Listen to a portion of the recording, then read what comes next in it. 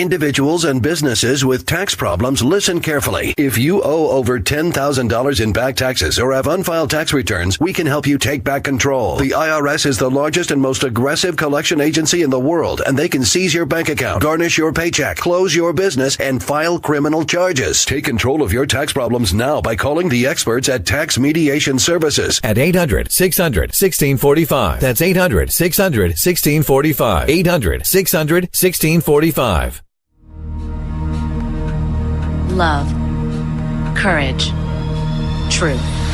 Glenn Beck. Hey, this is Ben Shapiro in for Glenn Beck here on the Glenn Beck program. It is an honor to sit behind the microphone, often imitated, never duplicated Glenn Beck program. The call-in line, 888-727-BECK, 888-727-BECK. And I wake up this morning, and I think to myself, where did everybody go? Like, really, where is everybody? Because I was reliably informed that everyone would be dead because of the Republican tax cut. The Democrats have been saying for a while here that everyone would die. Now, I have to admit, I didn't take the warning all that seriously. I mean, they'd said that we were all going to die because President Obama pulled out of the Paris Accords. We had been informed that we were all going to die because of net neutrality repeal. And then they said that we were all going to die because of the tax reform. And I thought, that must be crazy. There's just no way. I mean, come on, really? They're going to put some more money back in my pocket and we're all going to die because of that? That seems a little bit extreme. And then I woke up and the world was empty. There's no one on the roads. Everyone, it appeared, was dead. Actually, no, it was just like 5:30 LA time. Everybody's alive. Everybody's fine. Nobody is dead. But the Democrats are protesting nonetheless. And what's really fascinating is to watch the ideological breakdown with regard to these protests. Because the Democrats are having a tough time coming up with the rationale for why they are so all-fired angry at this particular tax cut. Are they angry because of the deficits? Because that's a new one. Now, folks on the left angry because of deficits after President Obama doubled the deficit, doubled the national debt, rather. And that seems a little bit weird to me. Are they angry because they think that this is going to screw the middle class? We keep hearing that. This is going to hurt the middle class. Well, if that's the case that it's going to hurt the middle class, they have to explain why it is that pretty much everybody in the middle class gets a tax cut. And why a series of companies came out yesterday and announced that they were going to give their employees pretty significant Christmas bonuses because of the tax cut. What does it really all come down to? Well, Ted Lieu, the Democratic congressperson, tweeted something out this morning that I think is really quite telling. Really explains what it is that is driving so many of these talking points from the Democrats. Here's what he tweeted out, and it shows that there's a moral conflict that undergirds everything here. He tweeted out, GOP underestimates how people feel when they know others got a better deal. If Sally gets a tax cut of $380, but others get $200,000, she will be upset. And wait until Joe finds out he's getting a tax increase for residing in California. That's why tax bill is so unpopular. Human nature. It's kind of a deep tweet when you think about it. Not because Ted Lieu is saying anything that we didn't know, but because he's admitting that what actually drives Democratic policy is a pure violation of the 10 Commandments. Right? There is a commandment not to covet thy neighbor's property. Right? What makes you a good person is not looking at your neighbor's stuff and saying, God, that's my stuff. How dare he have stuff? You know, in Jewish law, I'm an Orthodox Jew. In Jewish law, you're allowed to look at your neighbor's stuff and say, I really wish I had a car like that. Maybe if I work really hard, one day I will have a car like that. What you're not allowed to do under Jewish law is look at your neighbor's stuff and say, that's my stuff. Right? Why does he have stuff and I don't have stuff? That should be my stuff. That's a violation of the 10 Commandments. And yet, the Democrats use that motivation to drive policy. People on the left use that motivation to drive policy. They're right that human nature is rooted in jealousy. The founders knew that too. The difference is that the founding fathers said, you know what? Why don't we have this set of checks and balances? And why don't we actually stop each other from allowing our jealousy to run roughshod over each other? Why don't we just prevent that? Instead, the Democrats say, no, more of that. We need more jealousy. We need to oppose tax cuts because you understand the rich guy getting more of his money back than the poor guy, not in percentage terms, but in absolute terms. That means that the poor guy is going to be jealous. You see, if the rich guy pays hundreds of thousands of dollars in taxes and gets back $10,000, and the poor guy pays $100 in taxes and gets back $20, of course the poor guy's going to be jealous. Now, the rational response, the moral response is, well, if you don't make as much money, you're not going to get as much of a tax cut. And you don't have a right to somebody else's money just because you're jealous. But what Lou is expressing is this view that the rich don't deserve to have their money. So you have to go from point A to point B. Point A is people are jealous of one another. And we'll all admit that. We'll all agree with that. People are jealous of one another. There's no question. We all covet our neighbor's property.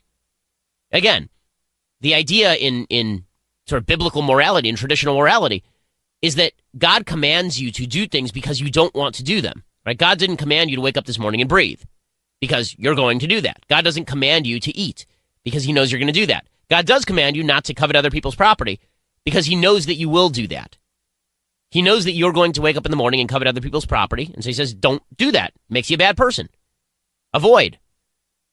But Democrats and people on the left, they go from point A, which is you are jealous, to point B, which is your jealousy deserves to be acted upon. Your jealousy deserves some sort of government redress. So now we're not just violating one of the 10 commandments, the jealousy commandment. We're violating at least 2 others. One, we're turning government into God. We're suggesting that government is some sort of great centralizing power that we should go to for redress of all personal grievances, justified or not. So we're turning government into our idol. And we're actually legalizing thievery, right? It is theft. If you ran into my house in the middle of the night because you were jealous that I have a thicker wallet than you, and you broke into my sock drawer, and you just grabbed the cash right out of my wallet, this would make you a thief. If you vote for people to do that, it doesn't make you any less of a thief. But Ted Lieu thinks that this is a good justification. And at least he's honest. I'll give him points for honesty because it's so funny to watch the Democrats try to spin away from the reality of what Ted Lieu says. What Ted Lieu says here is true, and it is profound, but Democrats shy away from it because it's a little too honest. It lets us a little bit too much into the heads of the Democratic policies. And it's kind of ugly in there. It's kind of yucky in there. Instead, we have Democrats tweeting out, really, for a middle-class family, for a poor family, does $80 a month really mean anything? And people tweeting back at them saying, yeah, it means something. It means I get to take my kids to dinner once a week. It means I can take my kids to a movie. And hell, would I like more money back? Sure. But it's better than nothing. And Democrats have been trying to shy away from the implications of Ted Lieu's jealousy argument, basically arguing that Republicans are trying to hurt the poor in favor of the rich, or that this thing is rigged for business and that businesses won't spend the money. They'll instead take the money and invest in stock buybacks. That, by the way, is a weird argument coming from Democrats again. The idea that businesses should not have as much money because they'll invest in stock buybacks. What do they think drove up the stock market during the Obama years? If you look at corporate profit lines, corporate profit margins, Obama was bragging about his healthy recovery, his vast recovery. What was driving that recovery was corporations taking their money and instead of investing it in new technologies and new workers, instead they were taking that money and plowing it back into buying back their own stock. That was their actual goal. And in doing so, drove up the stock prices, and then Obama would go out on the campaign trail and talk about how the stock market was doing great. So it's weird to hear Democrats complain about corporations using the money to prop up their own stock price, when that was largely the Democratic argument for Hillary Clinton in 2016. In the end, it comes down to a basic group belief. Is your property your own, or is your property someone else's? The only way that Democrats can get from point A, jealousy, to point B, I can take your money, is if they believe it's not really your money in the first place, of course. They don't believe like the Founding Fathers did. They don't believe like John Locke did, that what makes property yours is that you mix your labor with the land. You mix your labor with the property. You are the one who came up with the way to make the money. You are the one who participated in that lawful, legal transaction. You're the one who made somebody's life better, and in return, they made your life better in a market exchange. Right? The left doesn't believe that. They don't believe that government was instituted to protect your right to do that. They believe that every dollar in your pocket is there through the grace of government.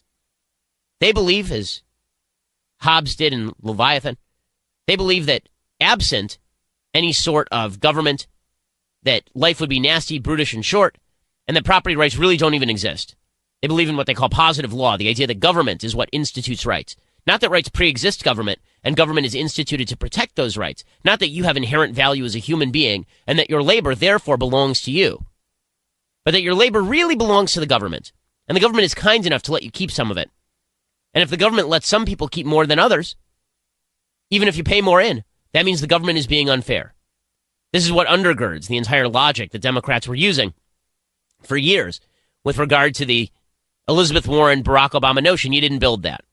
In their belief, government built all of it. Government built that road, and therefore government owns your store that is built next to the road. Sure, you built the store. Sure, you could have built your store anywhere else, and if there were no road, maybe you would have worked with your neighbors to build one. But in the end, it's government that stands between you and the wolves. And if it weren't for government, you wouldn't have any rights at all. Now, that underlying perspective allows jealousy to creep in the back door and then take over the mansion. And that's what Democrats are pushing here. And it ain't pretty. As we continue here on the Glenn Beck program, Chuck Schumer made a very, very big boo-boo and was immediately called out by reality on it. It's really, really funny. I've got the audio for you. I'll play it. Ben Shapiro in for Glenn Beck. Glenn Beck.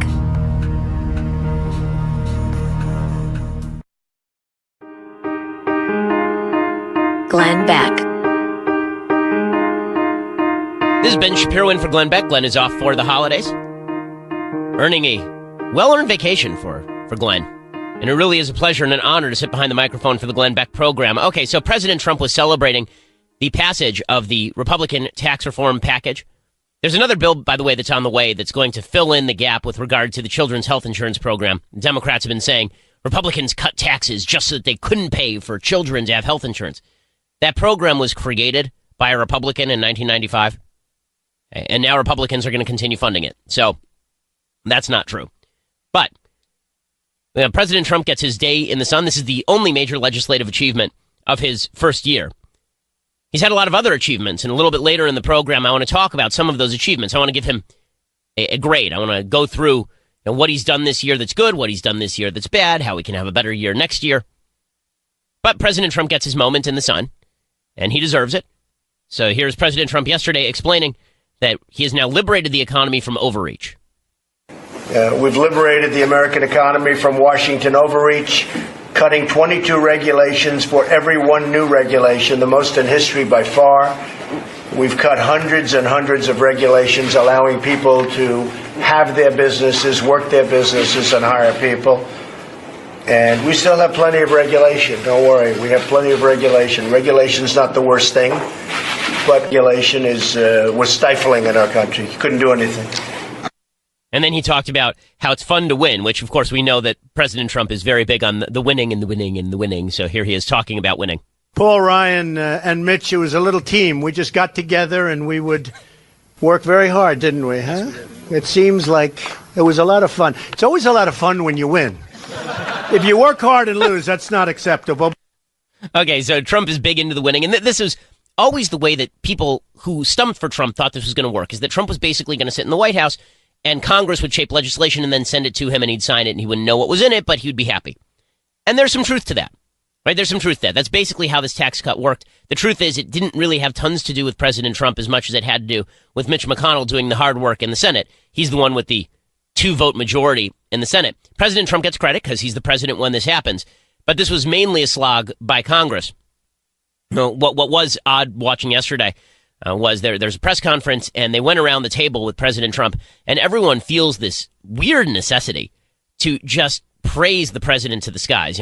Vice President Pence, a man whom I like, he spent an awful lot of time saying really sycophantic things to President Trump, which is kind of an unattractive personal quality in the president, that he needs to be praised by those around him every time something goes right and even when things go wrong. It does provide a hindrance from time to time. It didn't yesterday. And maybe this is just the way that conservatives have to play it. Maybe the way that conservatives have to play it with President Trump is they understand how the man ticks. Right? President Trump is driven by praise and criticism. And so if you praise him when he does the right thing, then maybe he'll do more of the right things. If that's the case, then a little bit of praise in the end of the world. Okay, so I promised that I had evidence that Chuck Schumer is a dolt. Well, that evidence came in full-fledged form yesterday. So Chuck Schumer was going out ripping the tax plan, of course, the Senate Minority Leader from New York, and he decided to tear into AT&T. Now, he used AT&T as his example of a company that certainly would not hire more people, pass profits down to the low-level employee. Right? AT&T, he said, had just socked away its corporate profits in years past. They had not expanded. They had not benefited employees. Here's Chuck Schumer ripping into AT&T. Well, if you believe trickle-down economics, he's right. The trouble is no one in America, not the American public, not the economists, believe that trickle-down works. Corporations are flush with cash right now. The stock market's booming. Job creation isn't. Look at all the companies that have already said they're going to use their tax break for stock buybacks, for dividends that don't affect average Americans. And I love the example of AT&T. Over the last 10 years, AT&T has paid an average tax rate of 8% a year. They have 80,000 fewer employees today than they had then. Tax breaks don't lead to job creation. They lead to big CEO salaries and money for the very, very wealthy. Okay, so literally as Chuck Schumer was saying this, like in the moment Chuck Schumer was saying this, AT&T was making an announcement. It's literally at the same time, like on a split screen. What did AT&T announce?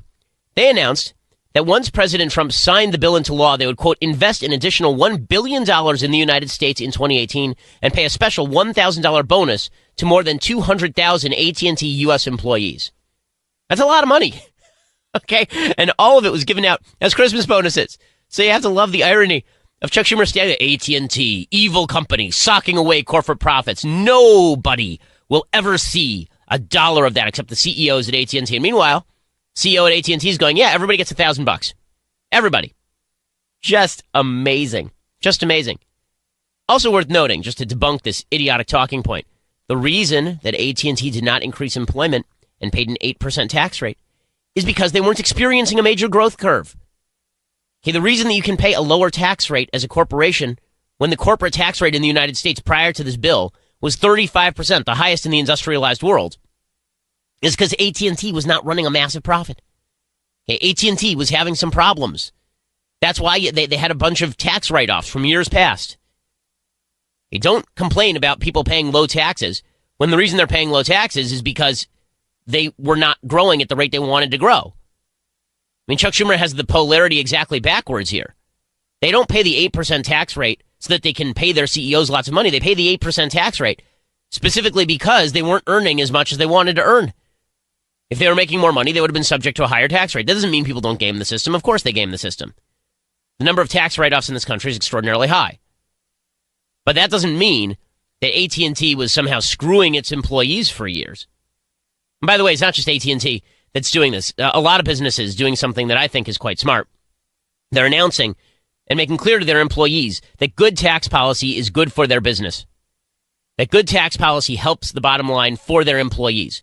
This is something I've urged business owners to do for a long time. Make clear to your employees that national policies have an effect on their business, on the business in which they work. Because otherwise you have this massive disconnect between employees and employers, where employers don't sound off about politics, and employees think, well, my employer must be doing fine. I mean, he's not saying anything. So maybe a higher tax rate on my employer won't do anything. Maybe he's just socking all that money away for the second swimming pool. I think it's actually really important that corporate owners go out and say, listen, this bill is bad for me, as with Obamacare, or listen, this bill is good for me. Now, here's what I object to. What I would object to is a bunch of businesses coming out and doing this for essentially being bribed by the government. So I was not in favor of, for example, the carrier deal. During the transition period, President Trump announced that he was going to push some sort of tax incentive in the state of Indiana. Vice President Pence was at the time still governor of Indiana, because he had not been inaugurated yet. And so he and Trump worked together to give some giveaways to Carrier. And Carrier thanked them. And Trump said, I just saved a bunch of jobs at Carrier. And I thought, this is not good, right? This is crony capitalism. This is corporatism. I don't believe in the term crony capitalism because crony capitalism is not, in fact, capitalism. It is corporatism. I said, I don't like that. It's a special giveaway. It's kind of a boondoggle on behalf of one company. But when you have a policy that affects a broad swath of Americans, it is perfectly fair for people to say, this policy is good for me, or this policy is not good for me. And in this case, a lot of companies are coming out and saying it's good for them. It's not just AT&T. Boeing announced an immediate commitment to investing $300 million in corporate giving, workforce development, and investment in workplace of the future facilities and infrastructure enhancement. Right? Fifth Third Bancorp, a bank headquartered in Ohio, announced they'd raised the minimum wage for their employees to $15 following the tax reform bill. So already positive fallout from the tax reform bill. And I'll explain what's in this thing when we return. I'm Ben Shapiro in for Glenn Beck.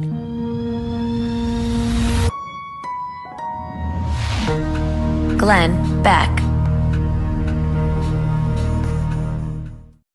If your credit card bills have gotten out of hand, call Consolidated Credit now. They can consolidate your debts, reduce your interest rates, and get you out of debt fast. Call Consolidated Credit now. 800-440-1636. 800-440-1636. That's 800-440-1636. Consolidated Credit Counseling Services Incorporated. 5701 West Sunrise Boulevard, Fort Lauderdale, Florida. 33313. Not a loan company. Licensed by the New York Department of Financial Services and by the Vermont Department of Financial Regulation. Maryland DM 19. Oregon DM 80031. Licensed by Virginia State Corporation Commission DC 32.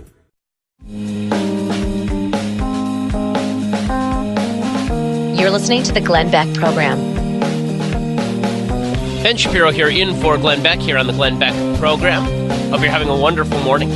It is a good morning, thanks to the tax reform package that will put a little bit more money back in your pocket.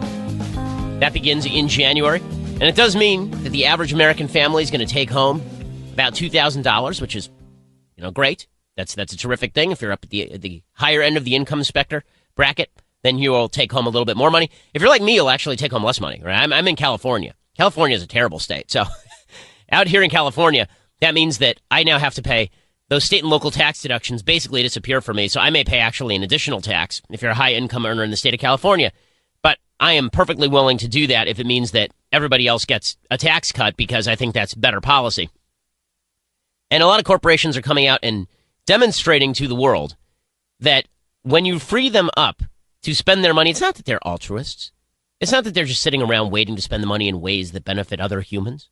It's that they understand that in order to be competitive in a competitive market, putting a little more money in their pocket allows them to make their workers happier, more productive, invest in better services, invest in better products. That's the idea here. That's the reason why Fifth Third Bank Corp is a bank headquartered in Ohio, and they announced that they would raise the minimum hourly wage for all employees to $15 following the tax reform bill, and would give a one-time bonus of $1,000 to more than 13,500 of their employees.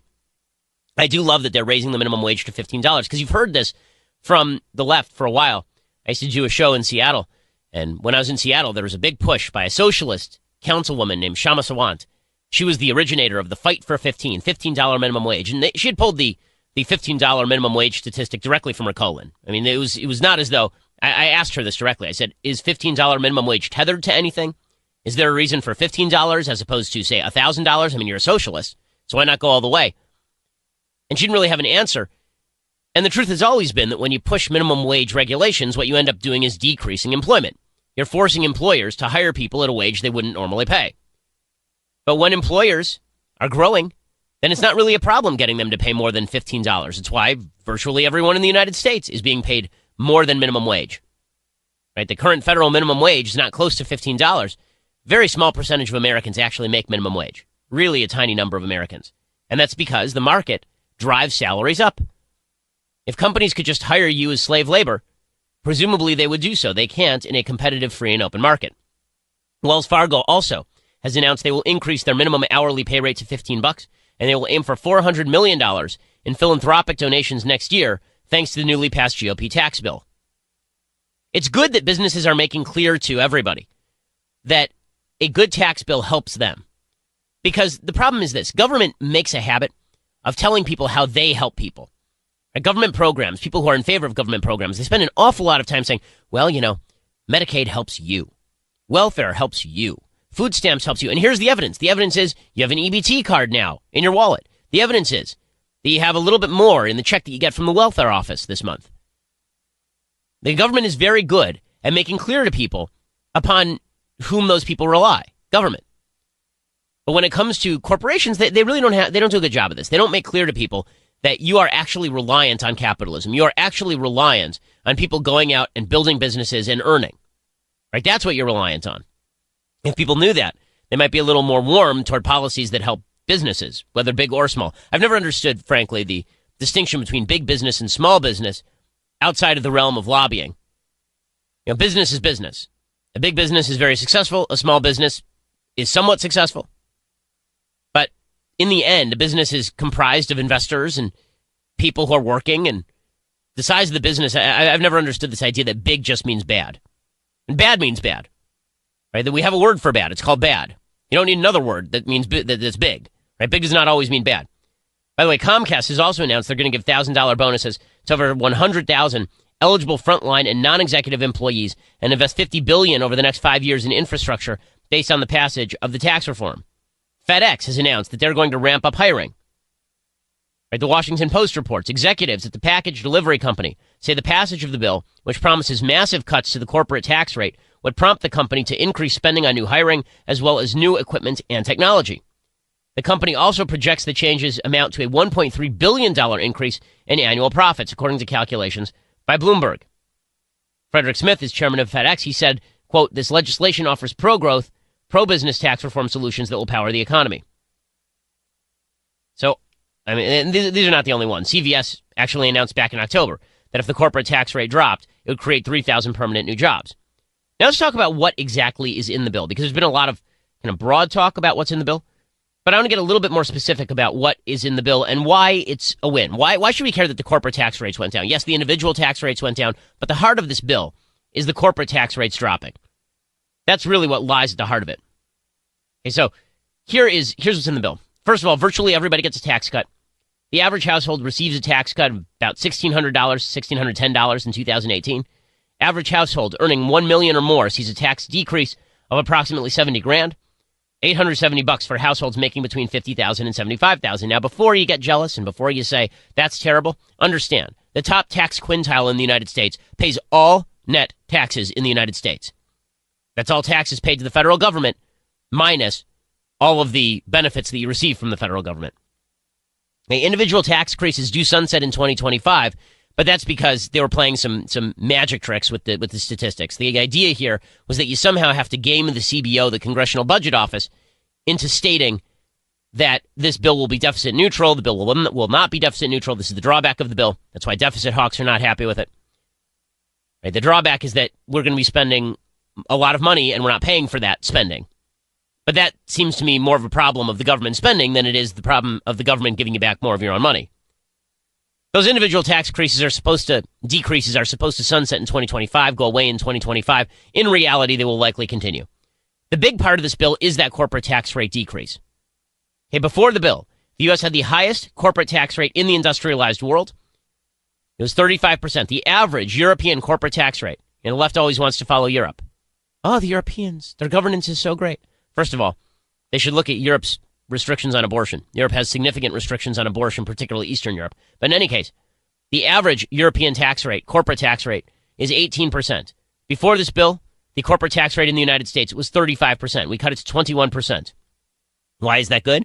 Because every time countries massively cut their corporate tax rates, you see a rather marked increase in GDP. The best example is Ireland. Ireland, in 1995, had a 40% corporate tax rate, right, even higher than ours. In that year, they cut their corporate tax rate from 40% to 12.5%. Since then, they have seen 23% GDP growth. That's as compared with 7.2% GDP growth from 1960 to 1995. So, major boost. There is a big increase in the child tax credit. So, child tax credit goes up to $2,000 per child. I got to admit, I'm sort of split on the child tax credit. As a guy with 2 kids, I'm excited that presumably I would receive money back if I were not sort of banned by income. But in any case, there are a lot of people who have kids who need that extra money. It'll certainly come in handy. On the other hand, I'm not a big fan of government picking and choosing which people to benefit with tax cuts and tax credits. Itemization has basically been made a thing of the past for a lot of folks because the standard deduction was doubled. So that means that if your itemization is less than the standard deduction, you just take the standard deduction instead of the itemization. You can fill out your taxes on the back of a postcard, which is a major tax reform. It's a very good thing. Perhaps the second biggest move after the reduction in the corporate tax rate is not the individual tax rate reduction. It's the death of the individual mandate. Now, the death of the individual mandate is an interesting thing. It's interesting because President Trump declared yesterday that now that the individual mandate is gone, Obamacare has been repealed. Now, here's Trump saying that yesterday. He said, Obamacare has now been repealed because the individual mandate is gone. Do we have that clip? And cerebral palsy. Oh, no, this is Nancy Pelosi. You can hear those dentures moving around. A few clips later. Trump was saying that Obamacare has been repealed. The individual mandate is being repealed. When the individual mandate is being repealed, that means Obamacare is being repealed because they get their money from the individual mandate. So okay, the that's not individual true. mandate. We can stop it right there. That's not true. What President Trump is saying there is not true. The individual mandate being repealed is a very good thing. It means you are not going to be forced to buy health insurance if you don't want to buy health insurance. However, it does not repeal Obamacare. Okay, the individual mandate just means that you won't be forced to purchase health insurance. Now, the reason that the Republicans stuck this in the bill is because, again, this was a little bit of deficit game playing. Right? The individual mandate, getting rid of the individual mandate lowers the deficit because a lot of people, knowing that they're going to be fined by the government, go and sign up for Medicaid. Fewer people are now going to go sign up for Medicaid, and so that means that the deficit goes down on the federal level. But the individual mandate disappearing doesn't disappear Obamacare. Right? Insurance companies are still required to cover pre-existing conditions. All the regulations on pricing still exist for the insurance companies. And in fact, it means that the cost on the insurance companies just went up because the individual mandate forced young, healthy people like me to subsidize older, sicker people by paying into the insurance programs. So the individual mandate going does not mean Obamacare is dead. So that is not true what President Trump is saying. And it's actually a bad indicator. If he thinks that's all we're doing on Obamacare, then that's going to be a serious problem. It is, because you're going to see prices jump in the individual insurance market, and Republicans will pay a price for that unless they do what they're talking about doing, which is backfill that hole by directly federally funding people who are sick and needy in these states, in the individual market, which basically means a new entitlement program. So you got rid of the individual mandate, but you're instituting a new entitlement program. That is not getting rid of Obamacare. Getting rid of Obamacare means you actually have to get rid of the regulations. It's disappointing that President Trump is not stumping for that. Now, as we continue here on the Glenn Beck Show, I got in a bit of a Glenn Beck program. I got in a bit of a fight with Rosie O'Donnell on Twitter yesterday. When I say a bit of a fight, I mean that it was really insane. I will tell you all about my fight with Rosie O'Donnell as we continue. Ben Shapiro in for Glenn Beck. Glenn Beck.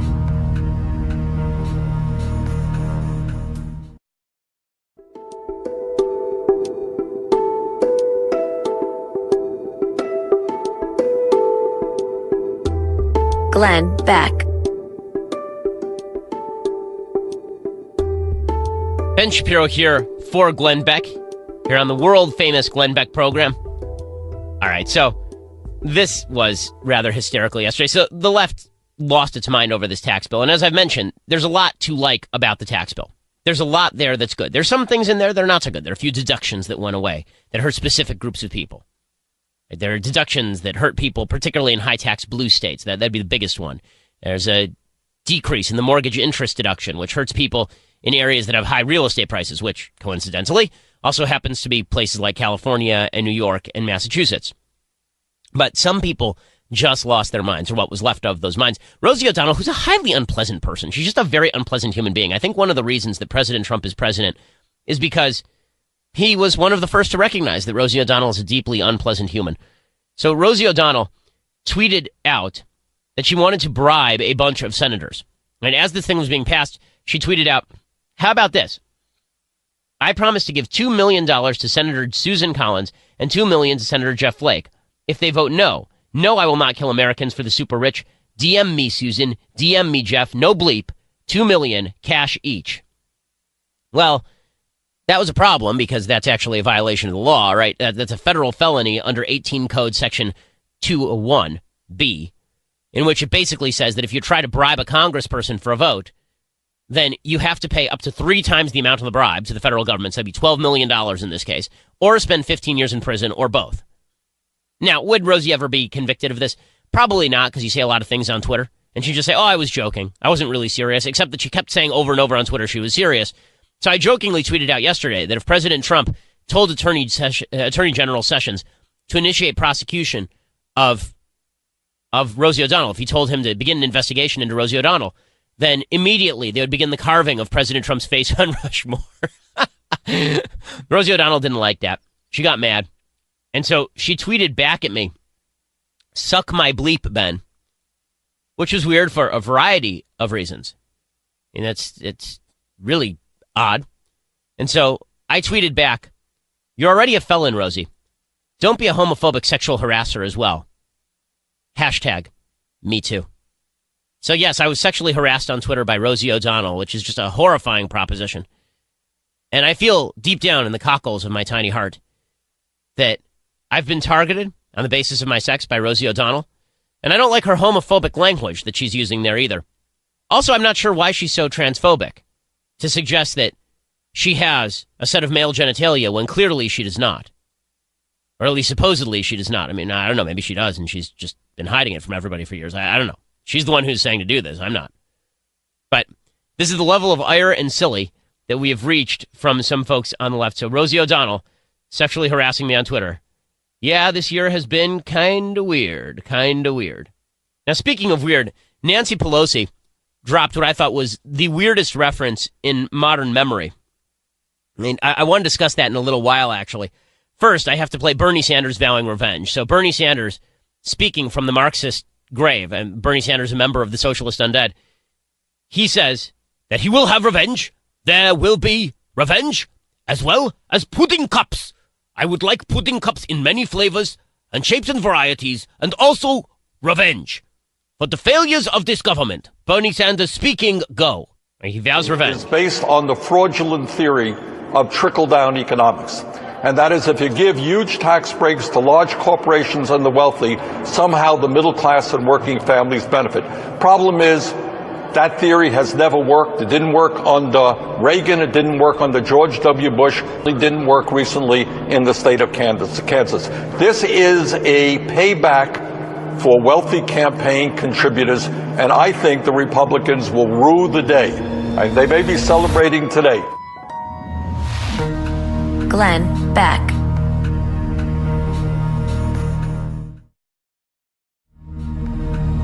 Love. Courage. Truth. Glenn Beck.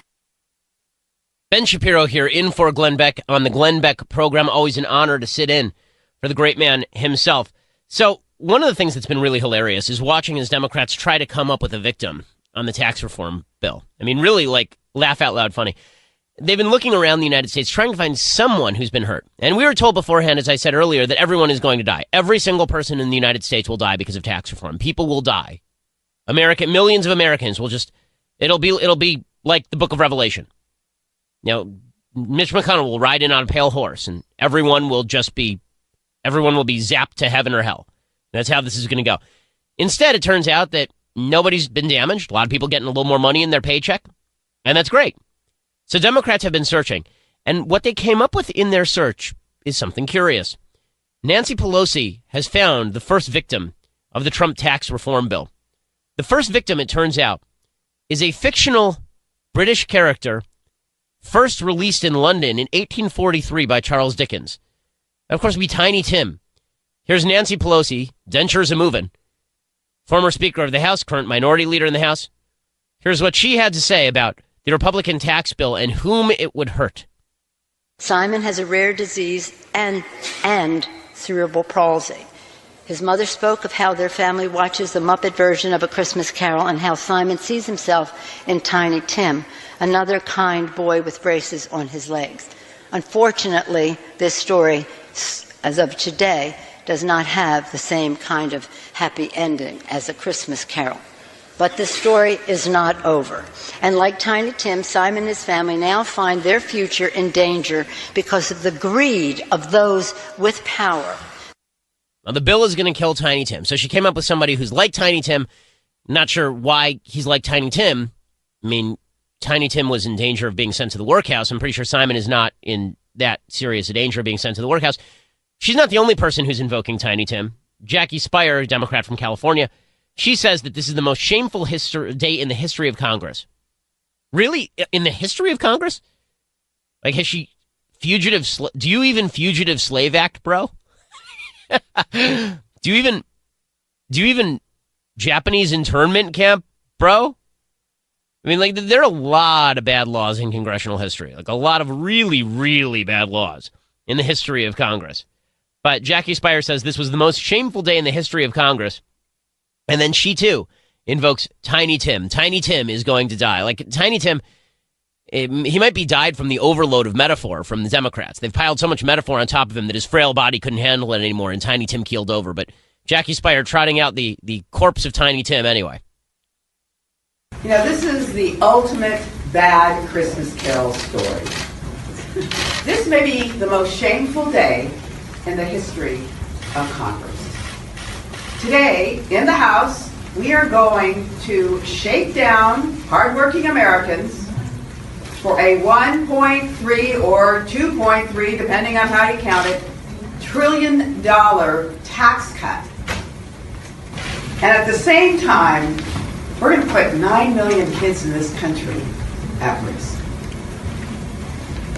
And these 9 million kids aren't eligible for Medicaid, and their families can't afford the Affordable Care Act because they have to pay a certain amount, and the subsidized amount doesn't cover the cost.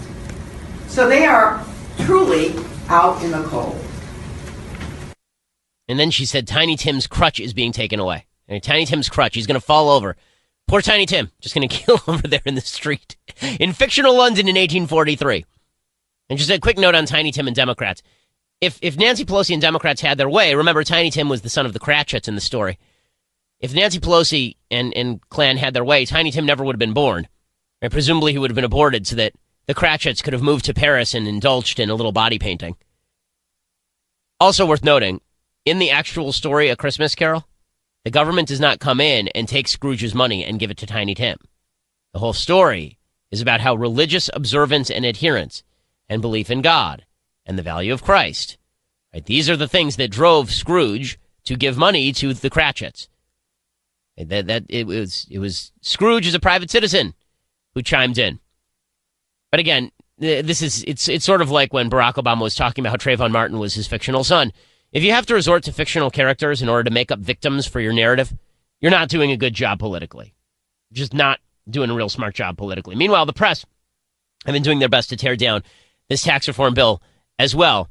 There are a couple instances on cable news yesterday that were truly insane. Katie Tur over at MSNBC actually questioned Dave Bratt, I think it was Dave Bratt, from Virginia. And at one point, she asked him how much money he made. The suggestion, of course, being the only reason that Dave Bratt would support a tax cut is because Dave Bratt was set to make a lot of money. And Dave Bratt immediately said, well, Katie, how much money do you make? Because Katie Tur must make a lot more money than Dave Bratt. Dave Bratt probably makes $150,000 a year. Katie Tur has got to be making $400,000 to $500,000 a year minimum. But the notion from the media has been throughout that this is some sort of giant boondoggle giveaway to the rich, and only rich people support tax cuts. This I find deeply insulting. Okay, I supported tax cuts when I was not rich. I support tax cuts now that I make a lot of money. I've supported tax cuts throughout my entire career. I supported tax cuts when I was making no money and I was in law school and I was racking up debt. The support for a particular economic program has very little to do with where you are on the economic scale, and it has a lot more to do with, do you think this is going to be effective? Do you think it's good policy? Do you think that it re-enshrines rights or that it invades rights? But for the left, the only reason you could possibly be in favor of a tax cut is because you're selfish and greedy. Now, what's hilarious is that the same left will then say it's not selfish or greedy for you to oppose a tax cut and want a redistributionist program if you're poor. So if you're poor and you want somebody else's money, or you're low income, and you think that the government should take someone's money and give it to you, that's not greedy. That's altruism. But if you're a rich person who wants to keep more of your own money, then that is just sheer greed. It's just sheer absolute greed. And this is one of the reasons why the American people have this very bizarre view of the tax bill. So there have been a couple of polls out that show the tax bill is not wildly popular yet. That number seems to be moving a little bit, as well it should. 50% of Americans in a recent poll said that they thought their taxes were going to increase under this bill. 50%. That is factually untrue. It is factually untrue. It is just not correct. 80% of Americans will see a tax decrease. Only 5% of Americans will see any form of tax increase under this bill. But that's because the media have been pumping out headline after headline, trying to make it sound as though this bill is specifically directed at helping the rich and at damaging the poor. I mean, if you go over to CNN and you look at their headlines, then, I mean, it's obvious which side they are taking. Right? I mean, look at this, right? So I discussed earlier the fact that a bunch of companies have come out and said they're going to spend new dollars, they're going to give bonuses. Listen to CNN's headline, right? Quote, tax cut prompts promises of bonuses. Subheadline, banks and Boeing among those pledging to spend more on workers, but there's debate over whether others will. But there's debate over whether other, like, what? Can you imagine that headline about Me Too? Women accuse men of sexual harassment. Prominent women accuse prominent men of sexual harassment and abuse. But there's doubt about whether others will. Why are others? Why is that part of the story? Why is that part of the headline? O.J. Simpson allegedly murders ex-wife, but there's doubt whether others have murdered their ex-wives. Like, what is the headline? That's not the only silly headline. I say, why the AARP doesn't like the tax bill is what it says. You wonder why the AARP doesn't like the tax bill? Because it's a Democratic lobbying program. Okay, the AARP is a giant Democratic donor base. I love it so much. I mean, the media are so over the top with this stuff. It's absolutely wild. And if you go over to NBCnews.com, you get exactly the same thing. I'm looking this up in real time, so it's not like I've pre-screened these headlines. Okay, I can seriously just pick any of these sites and find a bunch of headlines that are not even true. A bunch of headlines about the tax bill that are not actually reality. Right? If you look at the NBC News, right, the problems with this is an actual headline. The problems with the GOP tax plan began as a 1974 bar napkin doodle. This is an opinion piece about the Laffer curve, presumably. And they have a headline that says, with CHIP funds running out, there are no good options, official says. Well, how about the option of funding it, which is what Congress is about to do? Like, that's about to happen right now. But it's incredible. So the media have been wildly untruthful over this particular bill. Very, very untruthful over this particular bill. Trump is right. Here's the thing. When Trump hits the media, I've always thought it's a good idea to hit the media when they lie. My problem with President Trump typically on the media has been that he says that the media are fake news when they're not actually reporting fake news. Not everything the media say is fake news. A lot of what they say is true news. But he's not wrong when he says their coverage of this bill is fake news. Here's President Trump yesterday saying the media are obviously working to make the bill unpopular.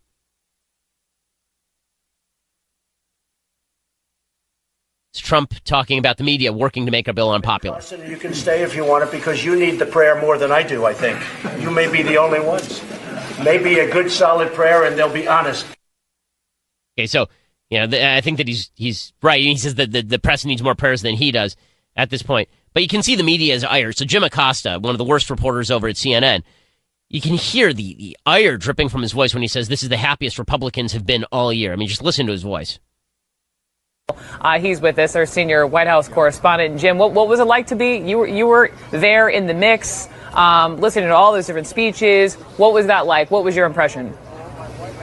Well, I think this is the happiest the Republican Party has been visibly all year long. I mean, we saw that here on the South Lawn of the White House. You saw every major Republican leader come up and take the microphone and praise this president. You heard the House Speaker Paul Ryan praise what he called the exquisite leadership of President Trump. Okay, so just how dare they? How dare they? This kind of coverage has been blanket on the networks. No shock there. But you know what? I think as Americans see more money in their pocket, hopefully, and as corporations come out and say that the bill's helping them, and if President Trump can stay off Twitter and not get in a fight with LeVar Ball, then good things can happen here. And as we continue here, I want to talk about whether it matters, whether in the end, President Trump's popularity ratings matter. Right? Because right now we have this real disconnect. Good policy, bad poll numbers. How do we change that? We'll discuss that in just a minute. I'm Ben Shapiro in for Glenn Beck. Glenn Beck.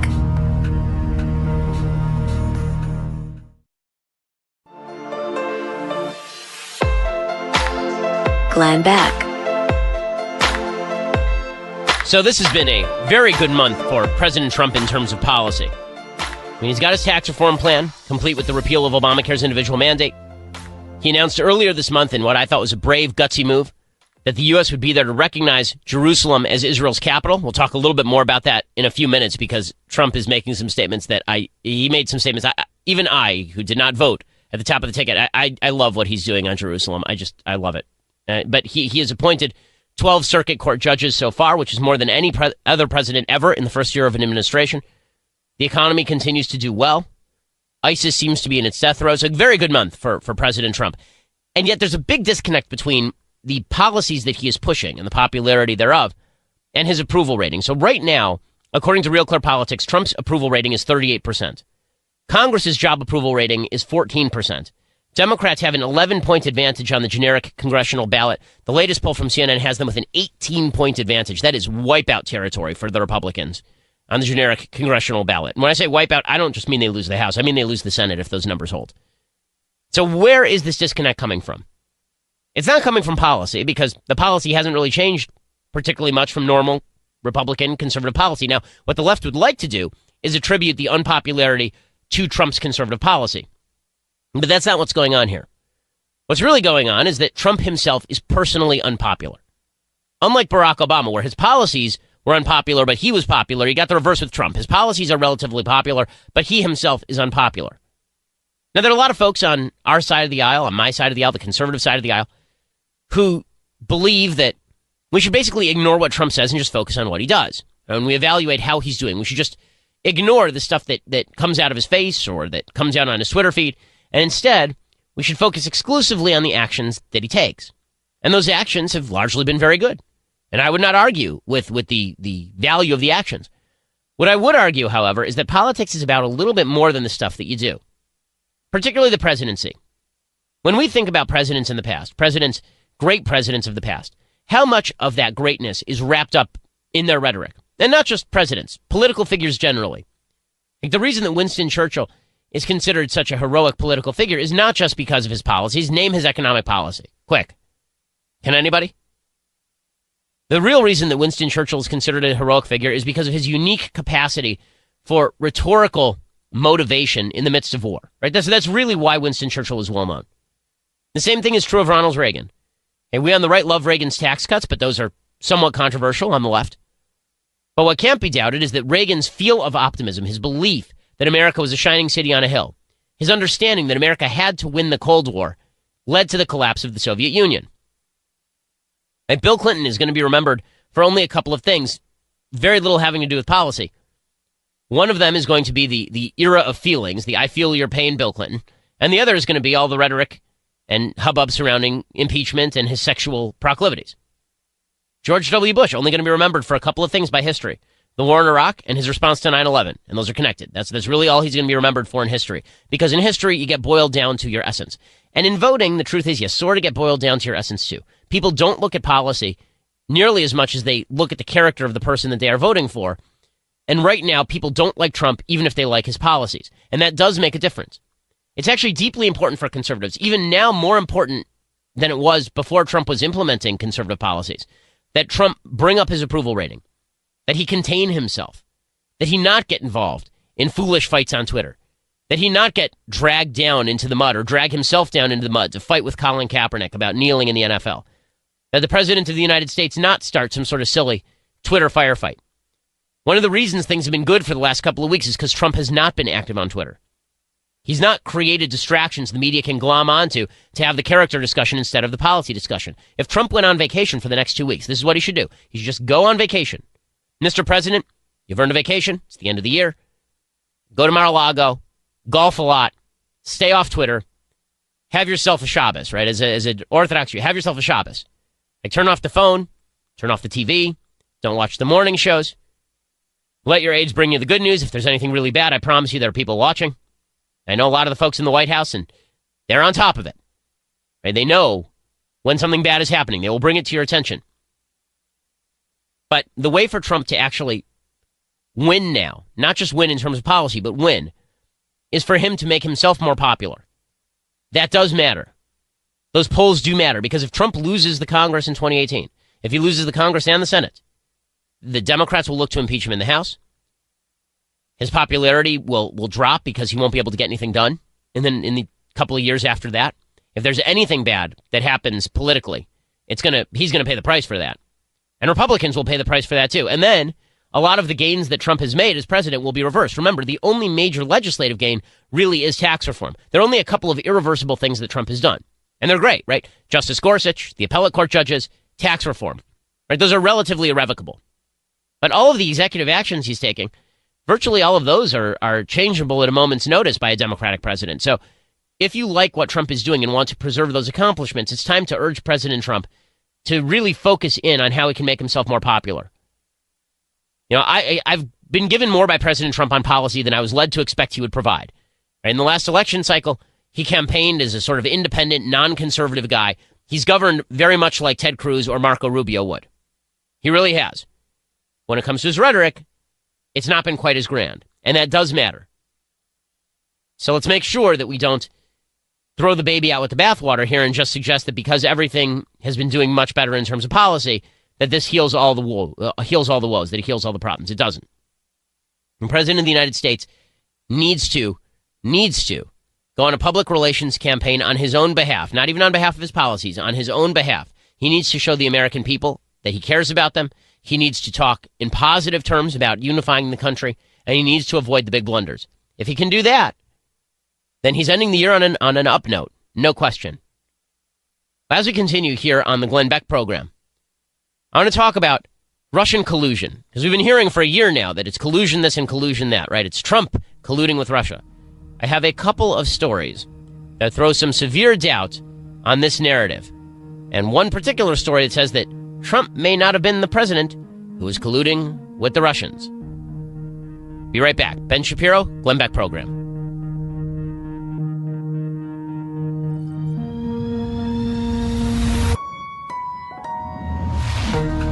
Glenn Beck.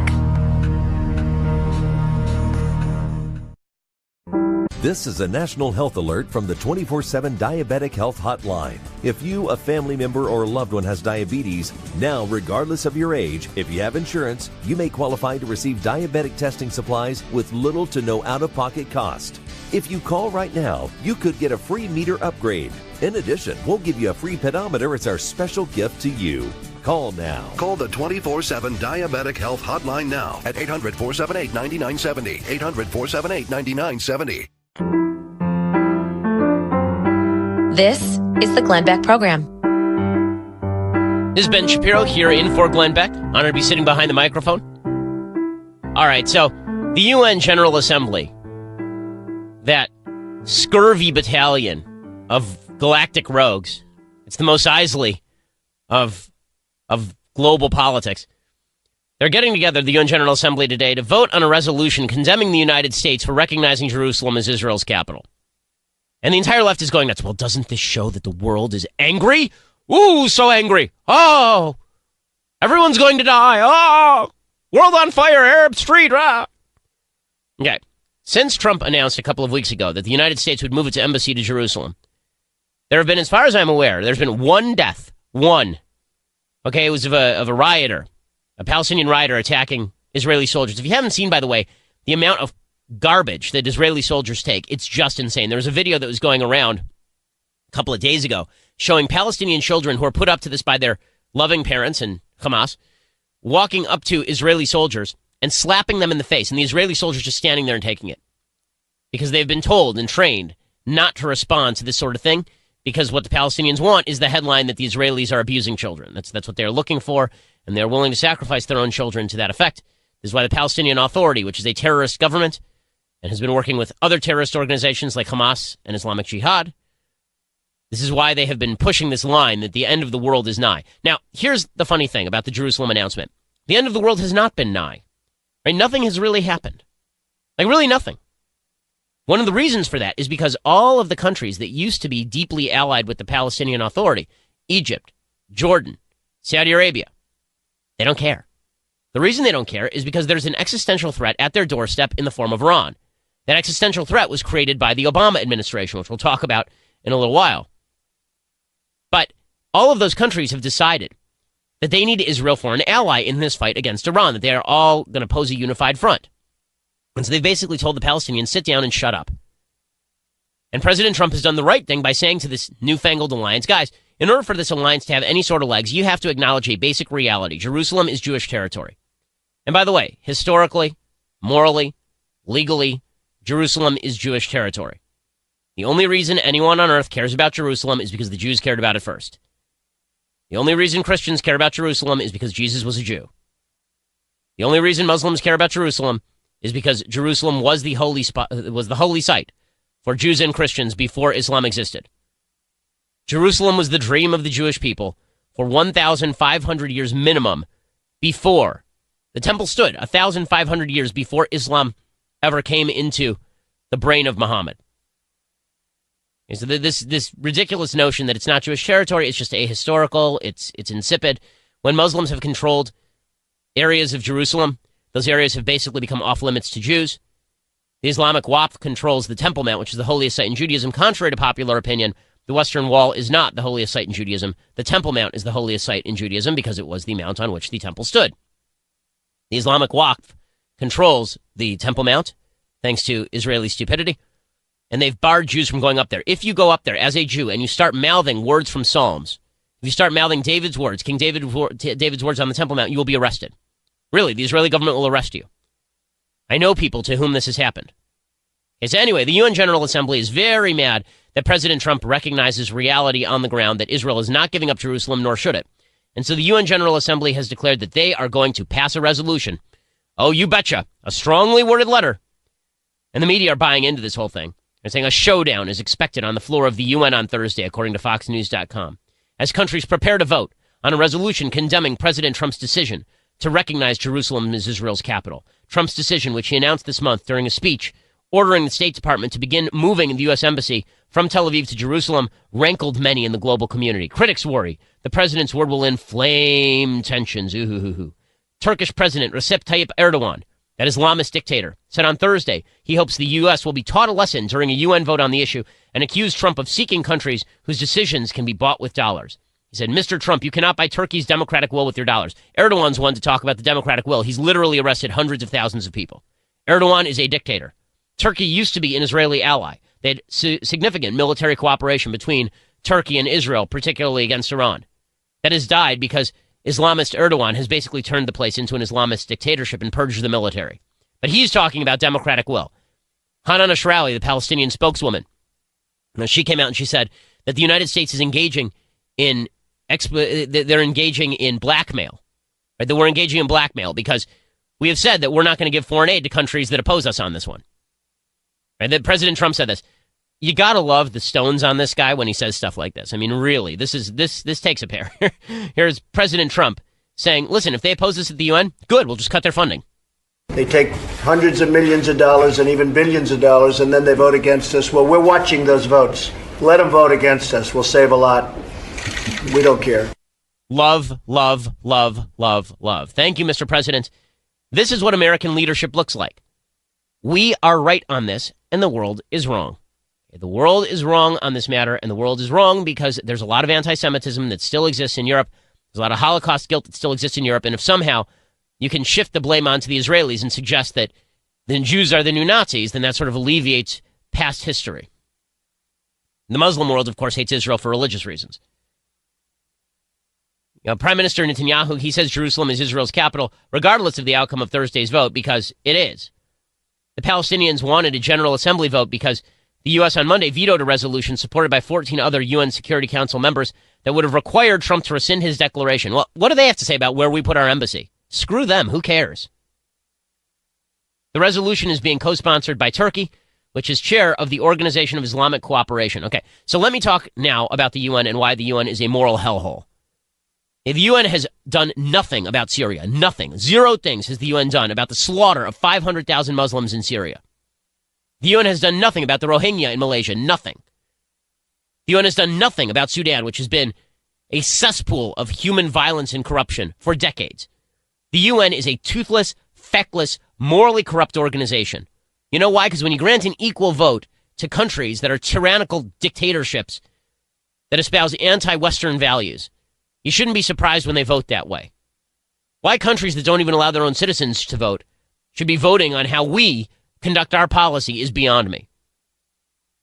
There's a Supreme Court case called Kelo versus New London in which the Supreme Court found that the federal government and state governments can remove land from one private actor and give it to another private actor in the name of eminent domain. It's one of the worst decisions in Supreme Court history. I'm willing to make an exception if the federal government uses eminent domain to hand over the UN building to the Trump Corporation and President Trump bulldozes that place and builds a Trump Tower on top of it.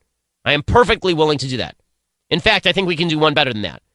I think we should empty the UN building completely and pay for the cost of all this by finally making all those diplomats pay their parking tickets and pay for their crimes. And we should turn that UN assembly building, we should turn that GA into a housing space for refugees from those countries. So all these countries that are voting on whether Jerusalem should be Israel's capital, the only free country in that area.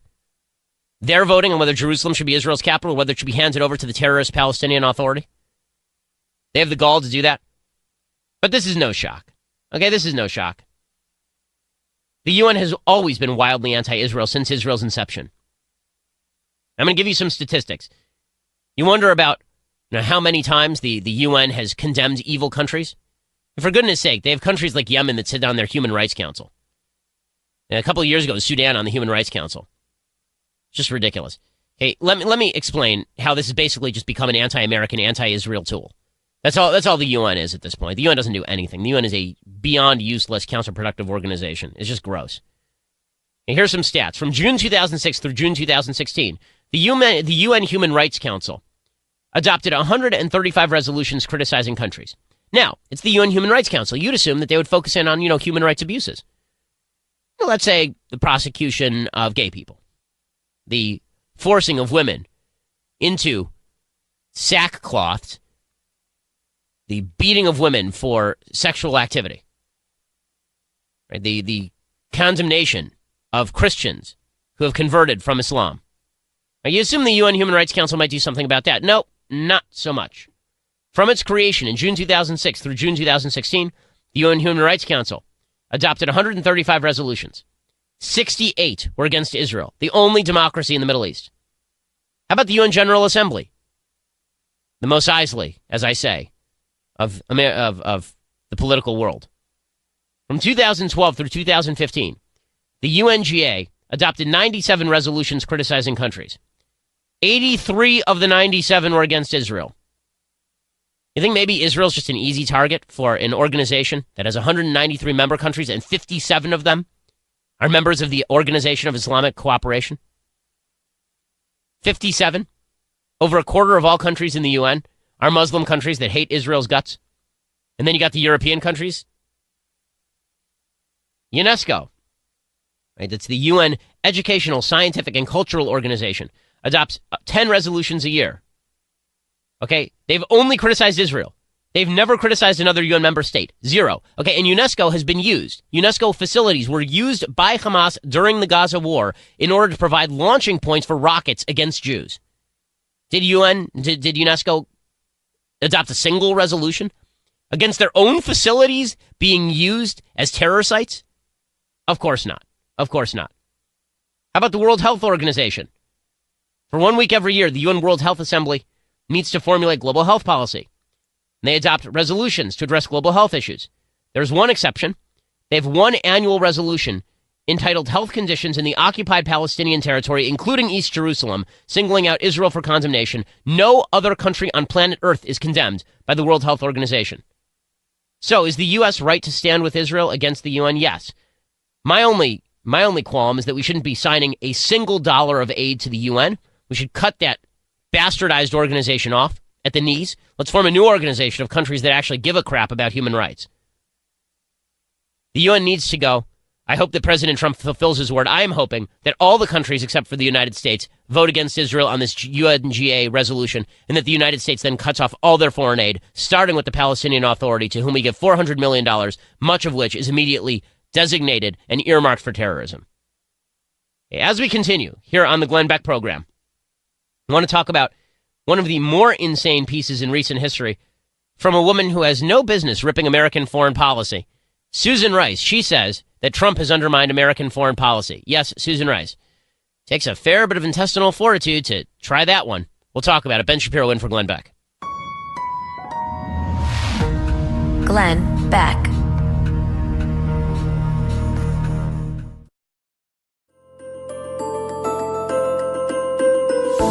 Glenn Beck.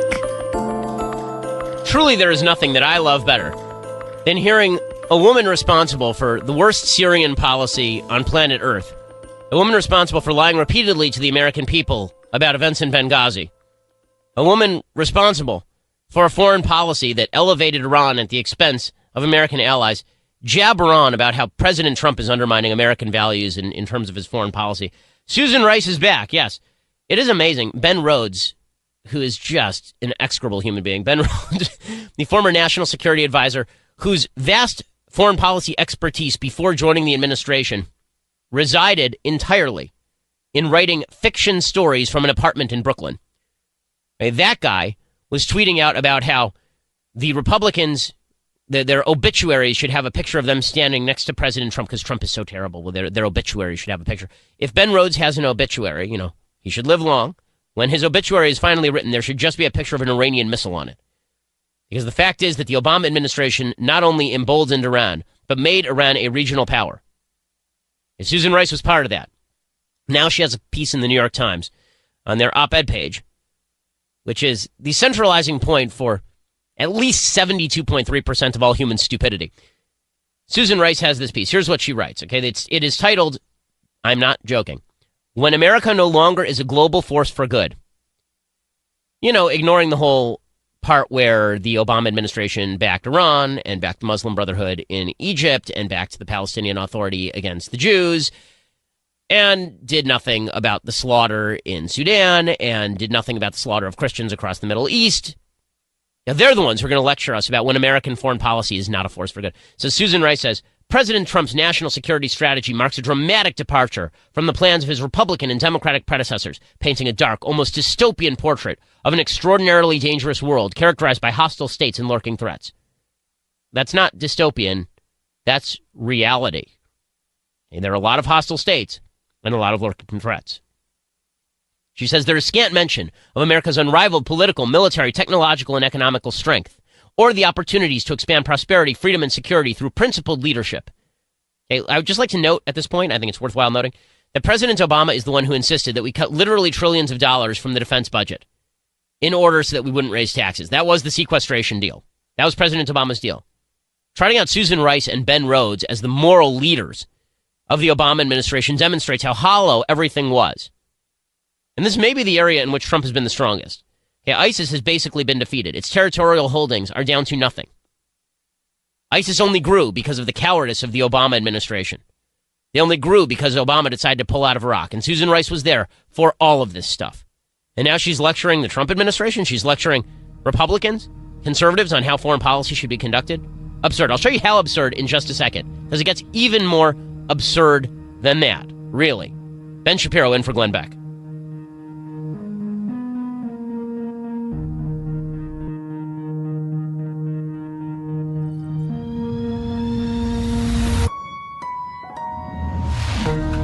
Glenn Beck.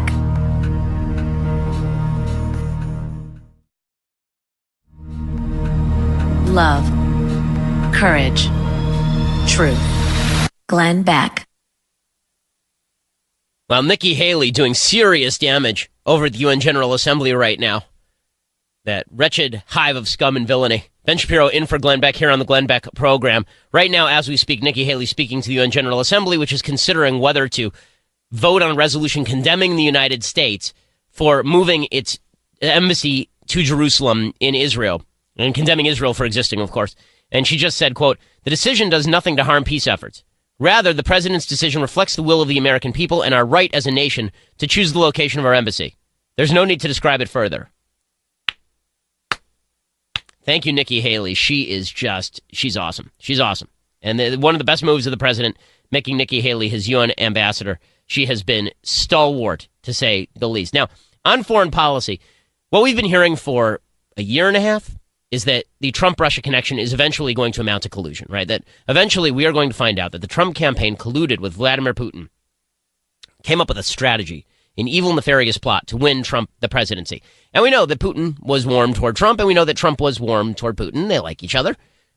That is not a great thing, because Vladimir Putin is one of the worst people on planet Earth.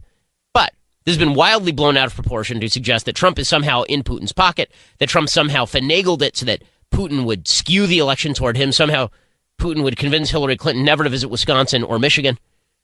And this has been the Democratic line for well over a year at this point. But when it comes to collusion, it seems like there's a lot more evidence that the Obama administration colluded with Russia than that the Trump administration did.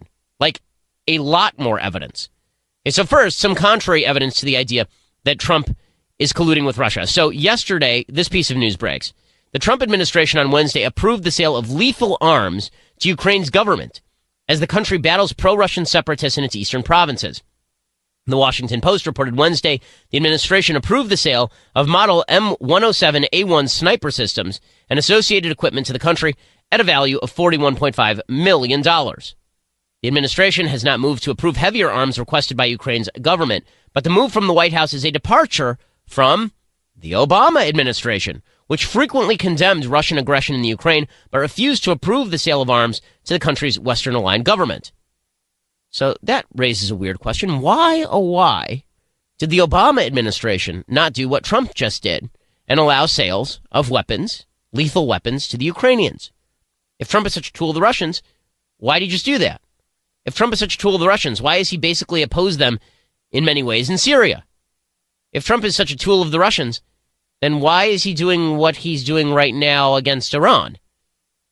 In fact, the evidence seems to be pretty substantial that if anyone was colluding with Russia, it was President Obama, who back in 2012, you will recall, was caught on a hot microphone saying directly to the then president of Russia, Dmitry Medvedev, that he should inform Vlad that to back off before the election, because after the election, Obama would have some flexibility. There's a shocking story that has received almost zero mainstream media attention. The story is in Politico. But if this had been about Trump, is there any doubt that this would have been leading the newspapers for weeks? Not for days, for weeks, maybe months. Okay, here is the story, according to Politico Europe. Okay, this is Politico Europe. Basically, it's called The Secret. It's by Josh Meyer. It's the secret backstory of how Obama let Hezbollah off the hook. Now, Ben Rhodes, as we say, the execrable former national security advisor for the Obama administration, a guy who made his name writing bad fiction from an apartment in Brooklyn. Now, that guy says that Politico has an institutional bias against the Obama administration. To which I say, ha, ha, ha, ha, ha, ha. Really? You have to be on LSD to believe that. In any case, here's what the article says. Quote, in its determination to secure a nuclear deal with Iran, the Obama administration derailed an ambitious law enforcement campaign targeting drug trafficking by the Iranian-backed terrorist group Hezbollah, even as it was funneling cocaine into the United States, according to a Politico investigation. The campaign, dubbed Project Cassandra, was launched in 2008 after the DEA amassed evidence that Hezbollah had transformed itself from a Middle East-focused military and political organization into an international crime syndicate that some investigators believed was collecting $1 billion a year from drug and weapons trafficking, money laundering, and other criminal activities. Over the next 8 years, agents working out of a top-secret DEA facility in Chantilly, Virginia, used wiretaps, undercover ops, informants to map Hezbollah's illicit networks with the help of 30 U.S. and foreign security agencies. They followed cocaine shipments, some from Latin America to West Africa and on to Europe and the Middle East, others through Venezuela and Mexico to the United States. They tracked the river of dirty cash. But as Project Cassandra reached higher into the hierarchy of the conspiracy, Obama administration officials threw an increasingly insurmountable series of roadblocks in its way, according to interviews with dozens of participants who in many cases spoke for the first time about events shrouded in secrecy. When Project Cassandra leaders sought approval for some significant investigation, prosecutions, arrests, and financial sanctions, officials at Justice and the Treasury Department delayed, hindered, or rejected their requests. The Justice Department declined requests by Project Cassandra and other authorities to file criminal charges against major players, such as Hezbollah's high-profile envoy to Iran, a Lebanese bank that allegedly laundered billions in alleged drug profits, and a central player in U.S.-based cell of the Iranian paramilitary Quds Force. And the State Department rejected requests to lure high-value targets to countries where they could be arrested. In other words, as David Asher says, the guy who helped establish this Project Cassandra as a Defense Department finance analyst, quote, this was a policy decision. It was a systematic decision. They serially ripped apart this entire effort that was very well supported and resourced, and it was done from the top down. Why? Because Obama wanted his Iran deal. He wanted that deal that supposedly stopped the Iranian nuclear program but did no such thing, that merely greenlit the Iranian nuclear program a decade from inception, and ensured that Iran would become a regional power through conventional weaponry and terrorism. Okay, and not only that, they colluded with the Russians to make this happen. They colluded with the Russians to make this happen. It is amazing stuff. Okay, in practice, this is again Politico, it's not me, Politico, a left-wing source. In practice, the administration's willingness to envision a new role for Hezbollah in the Middle East, combined with Hezbollah is a terrorist group, by the way, folks. Hezbollah is an evil terrorist group that fires missiles into northern Israel on a routine basis and has turned what was once a flower of the Middle East, Lebanon and Beirut, has turned it into an absolute hellhole. Lebanon is not a place you want to be hanging out or visiting. In practice, the administration's willingness to envision a new role for Hezbollah in the Middle East, combined with its desire for a negotiated settlement to Iran's nuclear program, translated into a reluctance to move aggressively against top Hezbollah operatives. And here's the collusion with Russia. You ready? Here we go. Lebanese arms dealer Ali Fayyad, a suspected top Hezbollah operative whom agents believed reported to Russian President Vladimir Putin as a key supplier of weapons to Syria and Iraq, was arrested in Prague in the spring of 2014. Good news, he's arrested, right? They can now extradite him. But for nearly 2 years, Fayyad was in custody. Top Obama administration officials declined to apply serious pressure on the Czech government to extradite him to the United States, even as Putin was lobbying aggressively against it. Fayyad, who'd been indicted in the U.S. on counts of charges of planning the murders of U.S. government employees. This guy's a murderer. Attempting to provide material support to a terrorist organization, attempting to acquire, transfer, use anti-aircraft missiles, was ultimately sent back to Lebanon. He is now believed by U.S. officials to be back in business, helping to arm militants in Syria and elsewhere with Russian heavy weapons. It sounds a lot like collusion. It sounds a lot like the Obama administration working with the Russians on behalf of a terrorist group, Hezbollah, so that Obama could pursue his evil, despicable Iran deal, all of which he thought would redound to his benefit politically. That's collusion, folks. That's collusion. Not the nonsense that's being thrown up there as collusion. Again, all of the charges that I've seen so far in the Mueller investigation have been about people lying to the FBI. You shouldn't lie to the FBI. Lying to the FBI is bad, in case you missed it. But there's been no evidence whatsoever of active collusion yet between the Trump administration and the Russian government about the election. And in fact, Mike Flynn, right, who's now been indicted, he's pled guilty to lying to the FBI. What did he lie to the FBI about? Supposedly he lied to the FBI, according to the charges themselves. He lied to the FBI about a call he made to the Russians during the transition period in which he asked them to back off of a resolution that was against Israel. That does not sound like Russian collusion to me. Russia, by the way, did not back off. That does not sound like Russian collusion to me. So maybe there's further evidence. Maybe it'll come out. Maybe it'll all come out in the wash. Maybe all of the rumors will end up being true. It won't just be smoke. It'll be fire. But one thing is eminently true and obviously true. There was actual evidence of serious criminal collusion between the Obama administration and the Russians, because it is criminal to back State Department stated terrorist groups because you want an Iran deal with a terrorist government, which is exactly what was happening here. And that's exactly what was happening here. Just astonishing. And speaking of collusion, Attorney General Jeff Sessions is now requesting more information on the Uranium One deal. So things may be about to get very hot for the old Obama officials. We'll give you all the updates. Ben Shapiro in for Glenn Beck. Glenn Beck.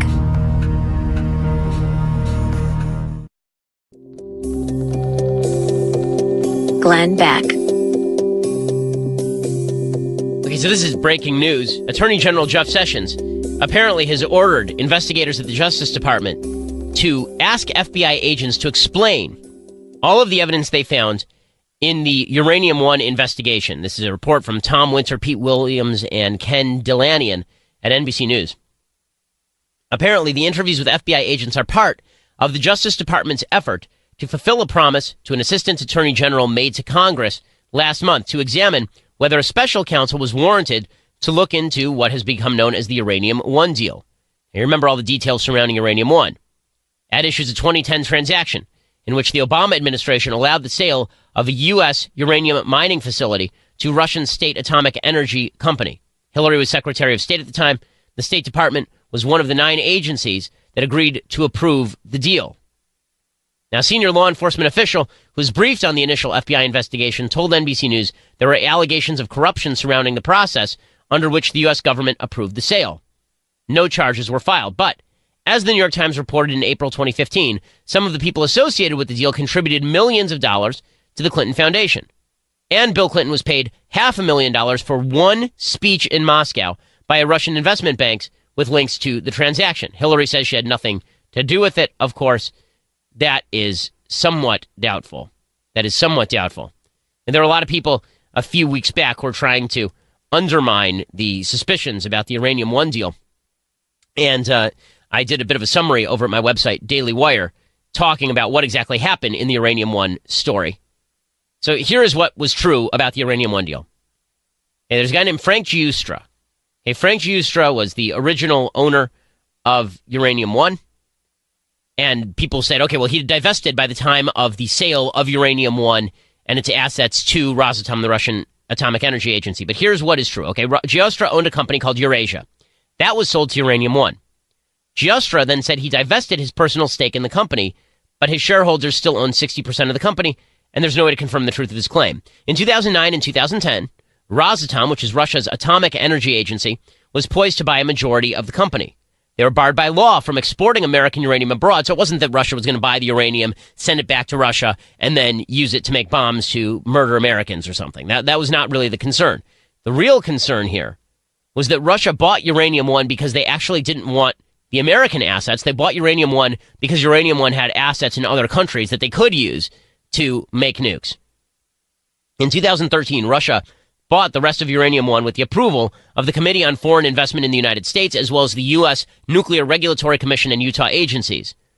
The CFIUS includes the State Department. Hillary said she had nothing to do with the greenlighting. So how much money actually flowed from Uranium One beneficiaries to the Clinton Foundation? Well, if you don't include Giustra, then about $4 million. If you include Giustra, it's $145 million. But this is all a little too simplistic. So in 2015, here's what the New York Times reported. The Uranium One acquisition actually began in 2005, while Giustra still owned the company. Bill Clinton flew with Giustra to Kazakhstan, where the two of them dined with the authoritarian president, a guy named Nursultan Nazarbayev. Clinton then handed the Kazakh president a propaganda coup, this is the New York Times, not me, when he expressed support for Mr. Nazarbayev's bid to head an international elections monitoring group undercutting American foreign policy and criticism of Kazakhstan's poor human rights record by, among other people, Hillary Clinton. Within days of the visit, Giustra's fledgling company Eurasia signed a preliminary deal giving it stakes in 3 uranium mines controlled by Kazatomprom, which was the Kazakhstan official energy agency. Eurasia then in 2007 merged with Uranium One, a South African company with assets in Africa and Australia, in a $3.5 billion transaction. The new company kept the Uranium One name. It was controlled by Eurasia investors, including Ian Telfer, who was a Canadian who became chairman. Giustra says at that point he sold his stake. Soon Uranium One began to snap up companies with assets in the United States. In April 2007, it announced that it was going to purchase a uranium mill in Utah. Hey, the questions about Rosatom's control of uranium isn't really about the Russians crafting nukes, as I say. It's about shortages of uranium in the United States and us being dependent on foreign sources for that material, and again, about Rosatom purchasing nuclear material in Kazakhstan. And the Clintons were still involved at this time. They were involved past the sale. This is the point. It didn't end with Giustra selling selling Uranium One. The new head, Ian Telfer, he gave between $1.3 million and $5.6 million in contributions to the Clinton Foundation. From a constellation of people with ties to Uranium One or Eurasia. Without the assets, the Kazakh mines, the Russians would have had no interest in the deal. Amid the influx of Uranium One connected money, Clinton was invited to speak in Moscow in June 2010, the same month Rosatom struck its deal for a majority stake in Uranium One. So the same month that Rosatom decided to buy Uranium One, Clinton spent time in Moscow and got $500,000 for it. It's not at all unclear that the Clintons were unrelated to Uranium One. So again, just more evidence that Democrats were perfectly willing to work with the Russians when they saw a way to benefit from it. Pretty amazing. Pretty amazing. Well, meanwhile, the Pope has now spoken out just before Christmas in a way that I think is actually valuable. So Pope Francis gave a homily, and he talked about fruitfulness. He commented on how, in these days, sterility is considered a virtue. He says, back then, sterility was considered a shame when the birth of a child was seen as a grace and a gift from God. He said, in the Bible, there are many sterile women who desire a child. Fruitfulness in the Bible is a blessing. And then he pointed his criticisms to countries that have, quote, chosen the path of sterility and suffer from that serious disease that is a demographic winter. They do not have children. He said the material and spiritual fruitfulness means giving life. He said a person may choose not to marry, like priests and consecrated persons, but must live by giving life to others. Woe to us if we are not fruitful with good works. And then the Pope went further. He said that willful infertility is an instrument of Satan. He says he does not want us to give life, be it physical or spiritual, to others. He who lives for himself produces selfishness, pride, vanity, greasing the soul without living for others. The devil is the one who grows from the weeds of egoism and stops us from being fruitful. And then he actually pointed at an empty cradle. He said, here is an empty cradle. We can look at it. It can be seen as a symbol of hope because the child will come, or it can be seen as an object from a museum empty of life. Our heart is like the cradle. Is it empty? Or is it open to continuously receive and give life? Come, Lord, fill the cradle, fill my heart, help me to give life, to be fruitful. A nice Christmas message from the Pope, and something to keep in mind in a society where we value sex and have completely disconnected it from childbearing, child rearing, and commitment. In a few minutes, this is exactly what I want to talk about, because there's this bizarre notion that has sprung up in the wake of the Me Too movement that a sex completely divorced from meaning, that sex completely disconnected from commitment, that somehow this is a net positive, but by the same token, we are going to target men if women feel uncomfortable about those standards. This bizarre, vague standard has been set up, and it doesn't work. And I want to talk about that, because now there are actual columnists coming out on the left saying that yes doesn't even mean yes. Sometimes yes means no, and sometimes no means yes. So what exactly are men and women supposed to do in this society? I'll tell you in just a second. Ben Shapiro in for Glenn Beck.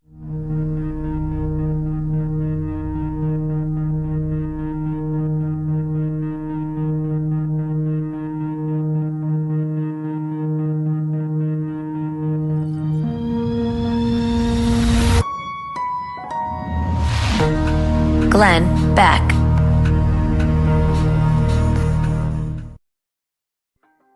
If your credit card bills have gotten out of hand, call Consolidated Credit now. They can consolidate your debts, reduce your interest rates, and get you out of debt fast. Call Consolidated Credit now. 800-440-1636. 800-440-1636. That's 800-440-1636. Consolidated Credit Counseling Services Incorporated. 5701 West Sunrise Boulevard, Fort Lauderdale, Florida. 33313. Not a loan company. Licensed by the New York Department of Financial Services and by the Vermont Department of Financial Regulation. Maryland DM 19. Oregon DM 80031. Licensed by Virginia State Corporation Commission DC 32.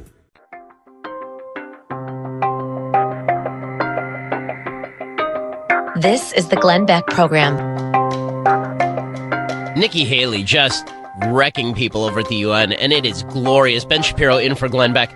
She just told the UN, quote, the U.S. will remember this day in which it was singled out for attack in the General Assembly for the very act of exercising our right as a sovereign nation. We'll remember it when so many countries come calling on us, as they so often do, to pay even more.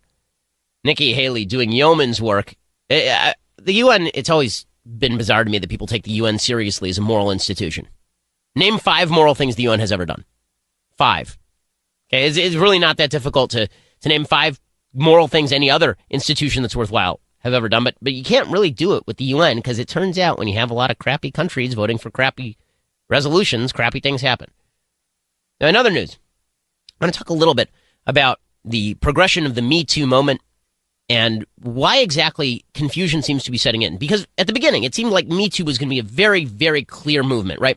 A very clear and obvious movement with real repercussions. That basically the Me Too moment was going to be about the idea that men were not allowed to sexually abuse women. Or if you sexually abuse women, you're in trouble. And this makes sense if you have a definition of sexual abuse, if you have a definition of sexual harassment. But very quickly, it seemed like a lot of folks started to conflate sexual abuse and sexual harassment. They started to conflate Harvey Weinstein with some guy saying something lewd at a bar. They started to say this is all the same thing. Right? Matt Damon, who I'm no fan of Matt Damon, but Matt Damon basically was correct when he said, listen, all this stuff is bad, but some bad is worse than other bad. And clearly that is true. But we decided we can't do that. We have to treat all bad as the same.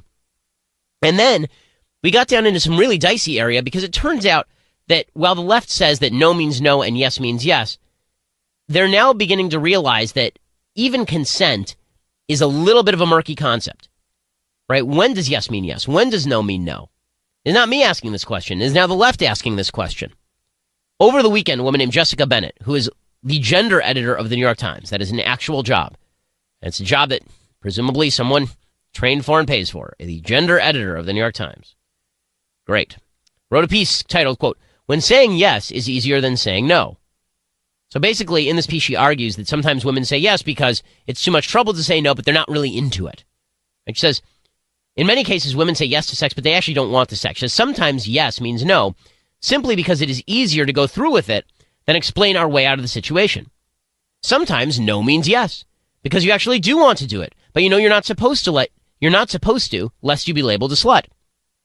And if you're a man, that no often means just try harder because, you know, persuasion is part of the game. Okay, I think there's actually some truth to what Bennett is saying, but the problem is that if you've made your only value consent, then you can't start muddying the lines. You can't start taking those lines and playing with them, because some guy's going to end up losing his career or going to jail over your muddy definition of consent. Bennett says that consent is actually societally defined. Quote, our idea of what we want, of our own desire, is linked to what we think we're supposed to want. But again, the problem here is that this lady's not offering any clear solutions. So let's say it's true that women sometimes say yes but mean no. And a man then has sex with a woman who says yes, because that's what her face says. She says yes. Like, it actually, the word yes comes out of her mouth, but she actually means no. And then she feels bad about it later. Did the man do something wrong? Are men supposed to be mind readers now? And if a woman says no, but then a man seduces her until she says yes, are we supposed to take stock of the original no or of the final yes? Like, which one are we supposed, like, is Baby It's Cold Outside a rapey song? Right? This is one of the things the left has said, that Baby It's Cold Outside is a rapey song because the guy is basically trying to convince the woman to stay the night. And she's saying that she really feels she's torn. She feels like she has to go, but she sort of wants to stay. Is the guy like a rapist or what? Unfortunately, the left offers no guidance on these issues. Neither does a woman named Rebecca Reed. Okay, how crazy is this? Here, you ready for crazy? Here's crazy. She wrote in the Metro UK that she once participated in a threesome because she, quote, didn't want to be rude. Which I gotta say, like, that's weird. Okay, I'm not, your sex life is your business. But if you're participating in threesomes because you don't want to be rude, like, I don't think it's rude to say no to that. Like, that seems pretty odd. Like, if they invited you to participate in a cannibalistic ritual, it would be kind of rude to say no, but also kind of gross to say yes. Reed says such experiences aren't uncommon. Quote, there are hundreds of reasons why, but they all boil down to the same thing. We're nice girls. We've been raised to be nice. Note the definitional change in the term nice girls here. I mean, when I was growing up, I'm not that old. When I was growing up, to be a nice girl meant a girl who did not have sex before marriage. A nice girl meant a classy girl. Right? A nice girl meant a girl who was not promiscuous. That was typically how your mother used it. Now nice girl means you have to have a threesome because you don't want to offend somebody at a dinner party. Weird. This woman, Rebecca Reed, she says, sometimes being careful means having sex that you don't want, that leaves you feeling dirty and sad and a bit icky. It's not rape, it's not abuse, but it's not sex either. So what exactly is the problem with doing that? She says that women are scared into having sex. They feel like if they don't have sex with men, that men are going to abuse them. So in the end, even a woman feeling emotionally torn about sex is the fault of a man who may or may not be threatening her. And there's this crazy story today. There's a woman who wrote a short story in the pages of The New Yorker. It's a 4,000-word story called Cat Person, and it describes a 20-year-old woman named Margot who seduces a 34-year-old man. She sends him all these signals that she wants to have sex with him. He brings her back to his place. She sends all the signals. She says yes, but she doesn't really feel good about it, and then she never calls him again because it was awkward.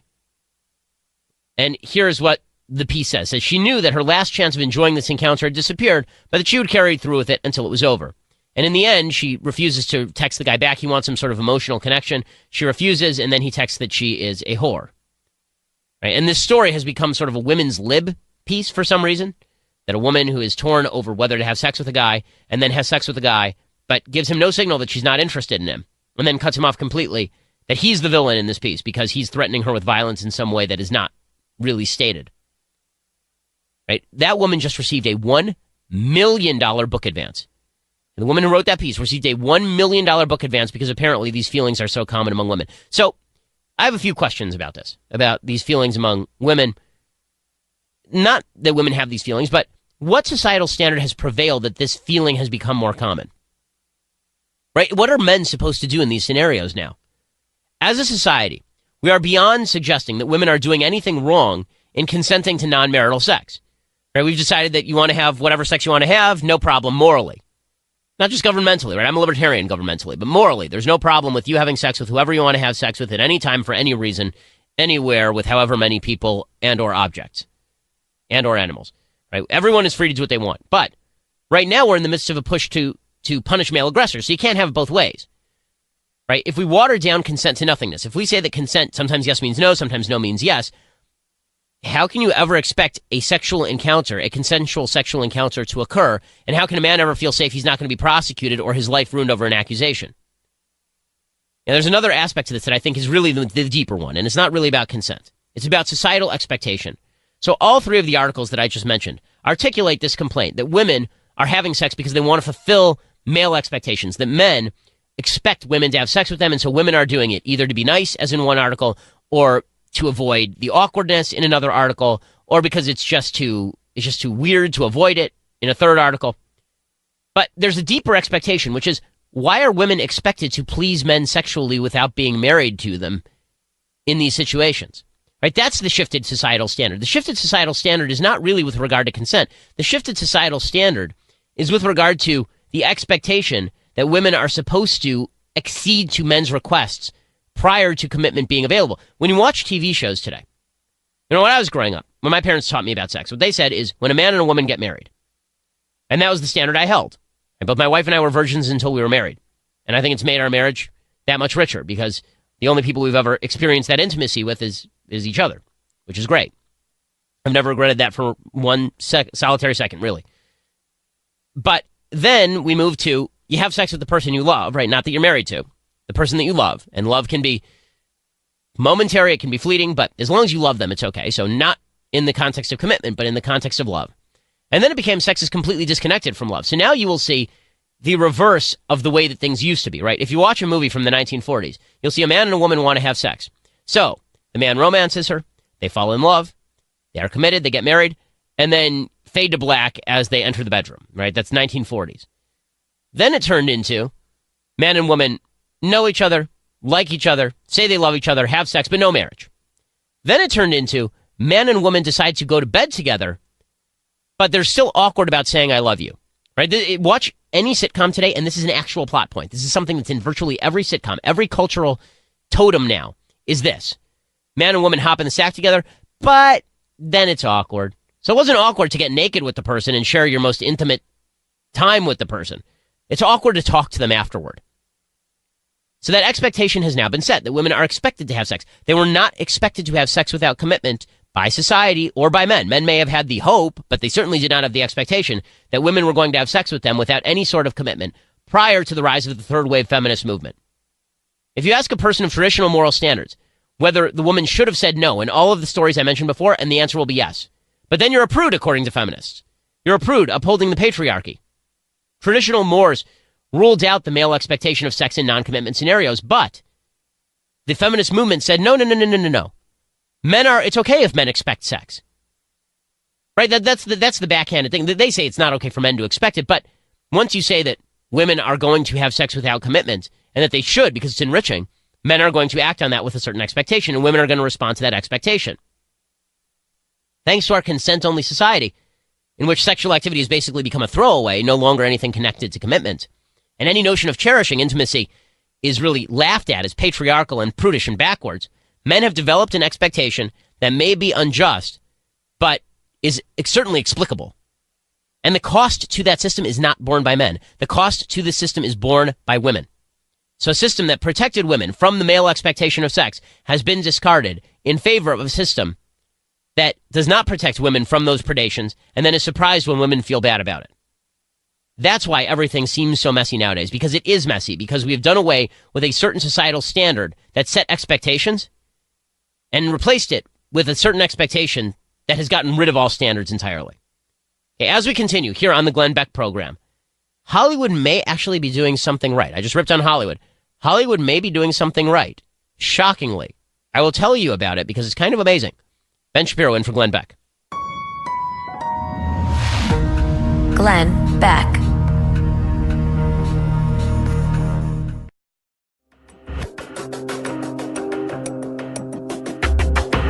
Glenn Beck. So, beginning in April, a movie will be in theaters that I think that conservatives should go see. The movie, I can't believe it's taken them, I can, but I can't believe that it's taken them legitimately half a century to come up with this movie. The movie is Chappaquiddick. And they finally made a movie about Ted Kennedy essentially being guilty of manslaughter for driving a car off a bridge with his girlfriend in the back and then leaving her to die, swimming to safety, going to sleep for the night, and then coming back the next morning and, oh, look, amazing. When you leave a woman in the back of your car in the middle of water for an entire night, she dies. And well done.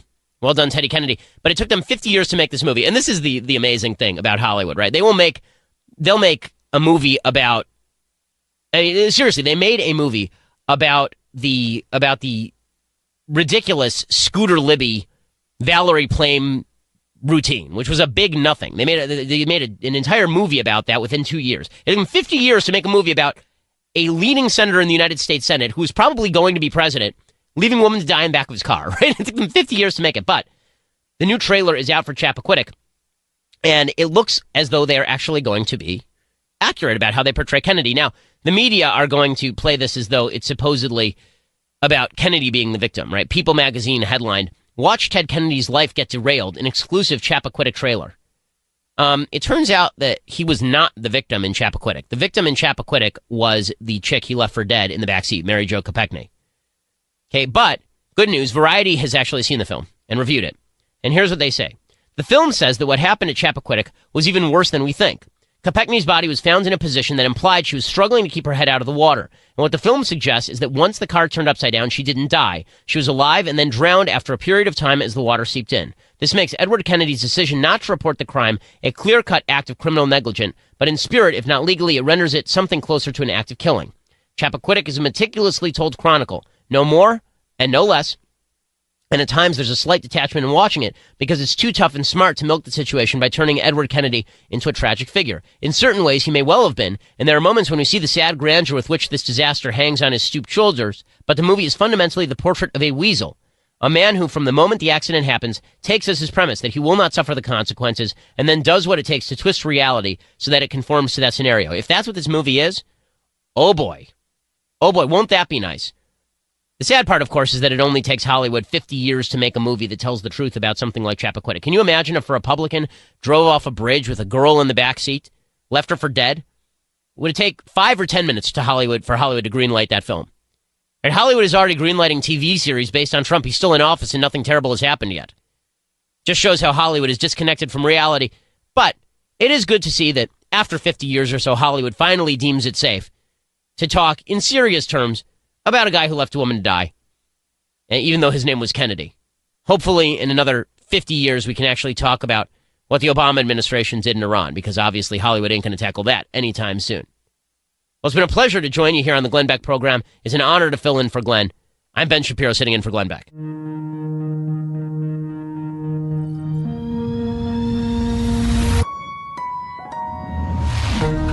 Glenn Beck.